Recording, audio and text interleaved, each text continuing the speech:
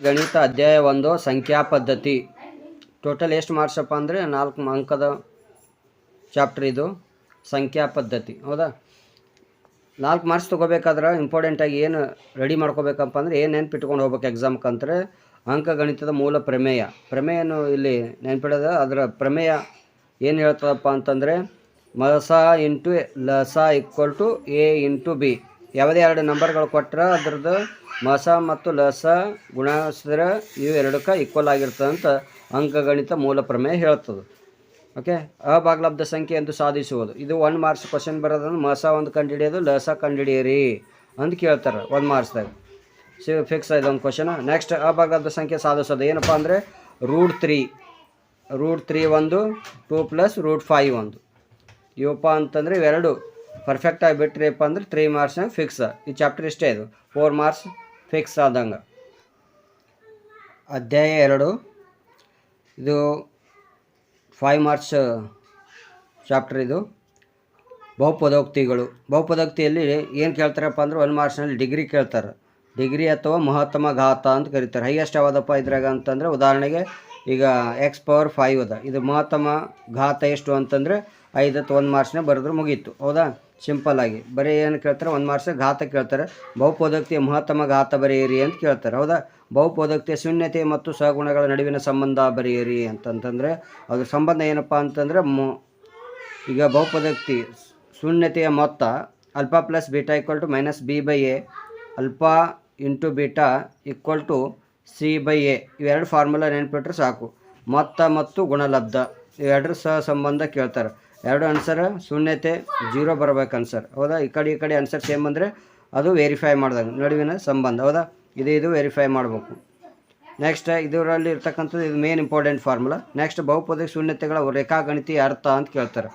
ಆದರೆ ಏನಪ್ಪ ಅಂತಂದರೆ 1 ಮಾರ್ಕ್ಸ್ನಾಗ ಅಬ್ಜೆಕ್ಟಿವ್ ಜಾಸ್ತಿ ಗ್ರಾಫ್ ಕೇಳ್ಯಾರ. ಹೌದಾ, ಈ ಗ್ರಾಫ್ ಎಷ್ಟು ಟೈಮ್ ಟಚ್ ಆಗಿ ಹೋಗ್ಯದ ಅಂಬದು ನಾವು x ಮೇಲೆ 1 2 3 4 ಟೈಮ್ಸ್ ಆದರೆ ಇದು ಆನ್ಸರ್.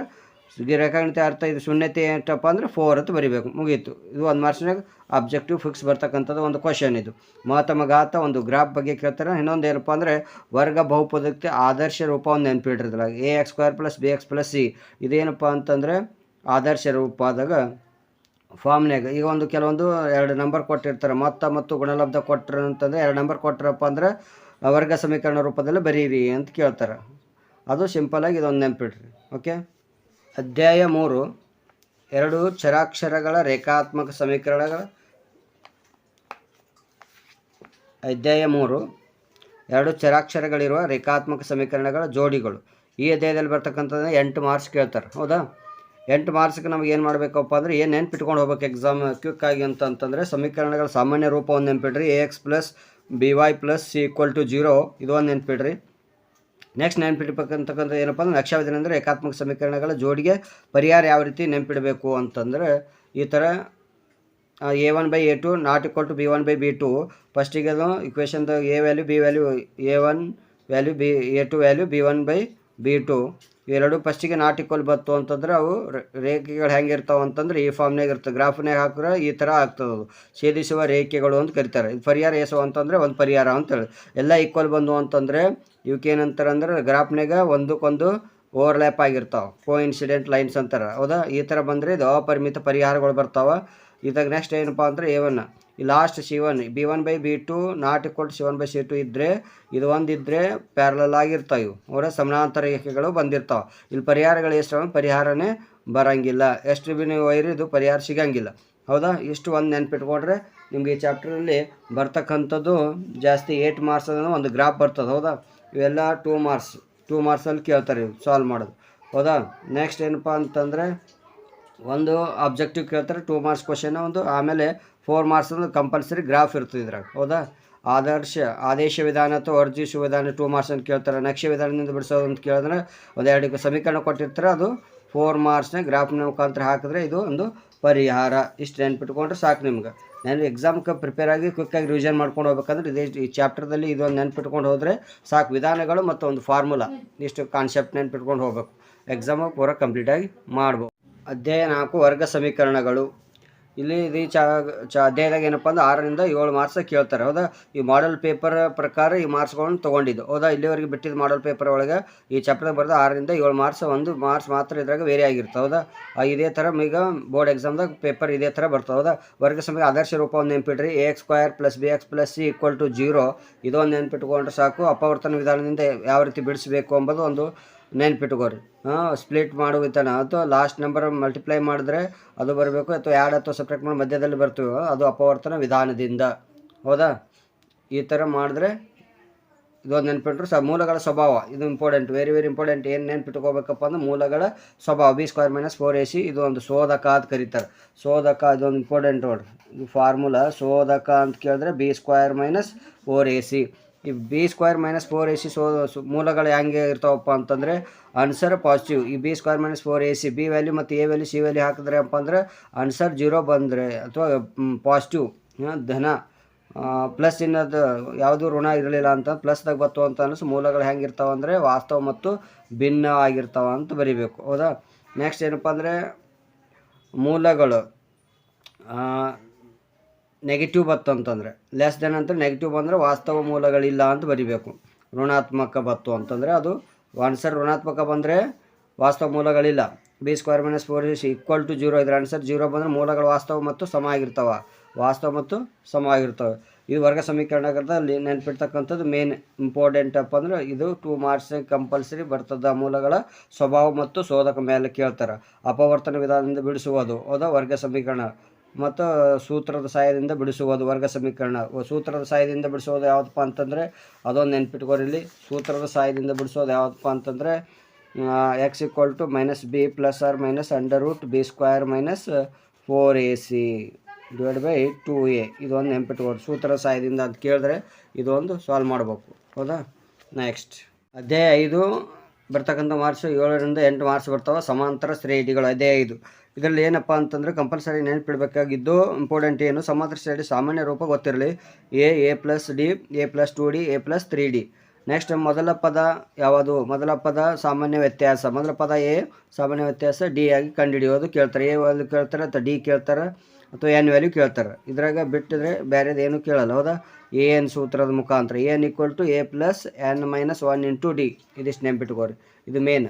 ಎನ್ನೇ ಪದ ಕಂಡುಹಿಡ್ರಿ, ಎ ಪದ ಕಂಡುಹಿಡ್ರಿ, ಮೊದಲನೇ ಪದ ಸಾಮಾನ್ಯ ವ್ಯತ್ಯಾಸ ಕಂಡುಹಿಡಿಯಿರಿ ಅಂತಂದ್ರೆ ಇದು ಒಂದು ಬಿಟ್ಟರೆ ಬೇರೆ ಯಾವ ಫಾರ್ಮುಲಾ ಇಲ್ಲ, ಇದೊಂದು ಯೂಸ್ ಮಾಡಿರಿ. ನೆಕ್ಸ್ಟ್ ಇನ್ನೊಂದು ಏನಪ್ಪ ಅಂದರೆ ಈಗ ಈ ಥರ ಅವರೇ ಏನು ಇಕ್ವೇಷನ್ ಕೊಟ್ಟಿರ್ತಾರೆ ಅದರಲ್ಲಿ ನಾವು 1 2 3 ಯಾವುದೇ ವ್ಯಾಲ್ಯೂಗಳು ಹಾಕಿಸಿದ್ರೆ ಅವೇನಪ್ಪ ಅಂದರೆ A1 A2 A3 ನಾವು ಶ್ರೇಣಿ ಕಂಡುಹಿಡ್ಕೊಂಡು ಅವಾಗ 5ನೇ ಪದ ಕಂಡುಹಿಡಬೇಕು. ಎ ಅಂದರೆ ಈಗ 5ನೇ ಪದ ಕಂಡುಹಿಡಿದ್ರೆ ಎನ್ ಜಾಗಿ ಡೈರೆಕ್ಟಾಗಿ 5 ಸಬ್ಸ್ಟಿಟ್ಯೂಟ್ ಮಾಡಿರಿ. ಇಲ್ಲ 5 ಹಾಕಿದ್ರೆ ಇದು 4 5 4 5 21 ಹಂಗೆ 20 21 22 ಮುಗೀತು. 5ನೇ ಪದ ಕಂಡುಹಿಡಿಯಿರಿ.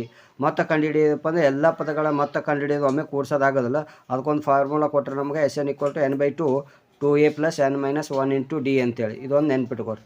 ಮೊತ್ತ ಕಂಡುಹಿಡಿಬೇಕಾದ್ರೆ ಎನ್ನೇ ಪದ ಮೊದಲನೇ ಪದ ಕಂಡುಹಿಡಿಬೇಕಾದ್ರೆ ಇದು ಮೊತ್ತ ಅಂತ ವರ್ಡ್ ಬತ್ತು ಅಂತಂದರೆ ಇದು SN ಫಾರ್ಮುಲಾ ಯೂಸ್ ಮಾಡಿರಿ. ಸ್ವಾಭಾವಿಕ ಸಂಖ್ಯೆಗಳು ಕೊಟ್ಟಾಗ ಅದ್ರ ಮೊತ್ತ ಕಂಡುಹಿಡಿಬೇಕಾದ್ರೆ SN = n + 1 / 2 ಇದೊಂದು ನೆನ್ಪಿಟ್ರಿ. ನೆಕ್ಸ್ಟ್ ಈ ಸ್ವಾಭಾವಿಕ ಸಂಖ್ಯೆ ಸರಿಯಾದ ನಂಬರ್ ಕೊಟ್ಟಾಗ ಮಾತ್ರ ಅದು ಒಂದು ನೆಕ್ಸ್ಟ್ ನಂಬರ್ n ಪ್ಲಸ್ ಅಂದರೆ ಈಗ 2 ಇತ್ತಂತಂದರೆ ಈಗ ಅಥವಾ 5 ಯಾವುದೇ ಒಂದು ನಂಬರ್ ತೊಗೊಂಡು ಇಲ್ಲಿ ಆ್ಯಡ್ ಮಾಡಿರಿ. n ಇದ್ದ ಜಾಗಿಗೆ ಹಾಕ್ಬೇಕು, ಮುಂದೆ ನೆಕ್ಸ್ಟ್ ನಂಬರ್ ಬರ್ಕೋಬೇಕು. ಈಗ 10 ಅಂತಂದ್ರೆ 10 × 11 / 2 ಮಾಡಬೇಕು. 2 1 2 5 11 5 55 ಅಂದಂಗೆ 10 ಪದಗಳ ಮೊತ್ತ ಏಟಾಗಿರ್ತದೆ 55 ಆಗಿರ್ತದೆ. ಇನ್ನೊಂದು ಏನಿರ್ತದೆ ಇದು ಸ್ವಾಭಾವಿಕ ಸಂಖ್ಯೆ ಆಯಿತು. ಬೆಸ ಸಂಖ್ಯೆ ಕೊಟ್ಟಾಗ ಅದು ಡೈರೆಕ್ಟಾಗಿ ಸ್ಕ್ವೇರ್ ಮಾಡಿದ್ರೆ ಬೆಸ ಸಂಖ್ಯೆಗಳ ಮೊತ್ತ ಬರ್ತದೆ. n² ಮಾಡಿದ್ರೆ ಸಾಕು ಬೆಸ ಸಂಖ್ಯೆಗಳದ್ದು. SN ಏನು ಮೊದಲನೇ ಪದ ಮತ್ತು ಕೊನೆಯ ಪದ ಕೊಟ್ಟಾಗ SN = n/2 A + L ಈ ಥರ ಲಾಸ್ಟ್ ಪದ ಕೊಟ್ಟಾಗ ಇದೊಂದು ಫಾರ್ಮುಲಾ 3 ನೆನ್ಪಿಟ್ರಿ. 1 2 3 ಇದೊಂದು 4. ಹೌದಾ, ಇಲ್ಲಿ ಕೇಳ್ತಕ್ಕಂಥ ಚಾಪ್ಟರ್ ಅನ್ವಯಿಕ ಪ್ರಶ್ನೆಗಳು ಕೇಳ್ತಾರೆ. 4 ಮಾರ್ಕ್ಸ್ನೇ ಕಂಪಲ್ಸರಿ ಅನ್ವಯಿಕಗಳು ಇರ್ತಾವೆ. ಅಪ್ಲೈಡ್ ಕ್ವಶನ್ಸ್ ಇದ್ರಾಗೆ ಬರ್ತಕ್ಕಂಥದ್ದು. ಸಮಾಂತರ ಶ್ರೇಣಿ perfect equation number 1 equation number 2 ಈ ಥರ ನೆನ್ಪಿಟ್ಕೊಂಡ್ರೆ ಸಾಕು. ಅಧ್ಯಾಯ 6 ತ್ರಿಭುಜಗಳಲ್ಲಿ. ಇದರಲ್ಲಿ ಏನಪ್ಪ ಅಂದ್ರೆ ಪ್ರಮೇಯಗಳು ಒಂದು ಥೇಲ್ಸ್ ಪ್ರಮೇಯ ಒಂದು ಮಾಡಿರಿ. ಕಂಪಲ್ಸರಿ 4 ಮಾರ್ಕ್ಸ್ನಾಗ ಕೇಳ್ತಾರೆ. ಅದು ಥೇಲ್ಸ್ ಪ್ರಮೇಯ ಈ ಚಾಪ್ಟ್ರಲ್ಲಿ ಬರ್ತಕ್ಕಂಥದ್ದು 9 ಮಾರ್ಕ್ಸ್ದಾಗ ಕೇಳ್ತಾರೆ. 9 ಮಾರ್ಕ್ಸ್ದಾಗ ಏನಪ್ಪ ಅಂದರೆ 4 ಮಾರ್ಕ್ಸಿಂದ ಒಂದು ಥೇರಮ್ ಪರ್ಫೆಕ್ಟ್ ಆಗಿಬಿಡ್ರಿ, ಮುಗೀತು. ಥೇರಮ್ ಪರ್ಫೆಕ್ಟ್ ಆದರೆ 4 ಮಾರ್ಕ್ಸ್ ಮುಗೀತು. ತ್ರಿಭುಜಗಳ ಕೋನ ನಿರ್ಧಾರಕ ಗುಣಗಳು ಕೇಳ್ತಾರೆ. ಹೌದಾ, ಇದ್ರ ಬಗ್ಗೆ ಒಂದು ಕ್ವಶನ್ ಇದ್ದೇ ಇರ್ತದೆ. ಹೌದಾ, ಸಾಲ್ವ್ ಮಾಡೋದು. ಆದಾಗ ನೆಕ್ಸ್ಟ್ ಯಾವುದಪ್ಪ ಅಂತಂದರೆ 6.1 6.3ದಾಗ ಅವೇನವಲ್ಲ 3 ಮಾರ್ಕ್ಸ್ ಕಂಪಲ್ಸರಿ ಒಂದು ಪ್ರಾಬ್ಲಮ್ ಇರ್ತದೆ. ಇಲ್ಲಿ 4+3 ಹೌದಾ, ಒಂದು ಆಬ್ಜೆಕ್ಟಿವ್ ಕೇಳ್ಬೋದು. ಇದು 9 ಮಾರ್ಕ್ಸ್ ಟೋಟಲ್ ಹೌದಾ ಈ ಚಾಪ್ಟರಲ್ಲಿ ಬರ್ತಕ್ಕಂಥದ್ದು.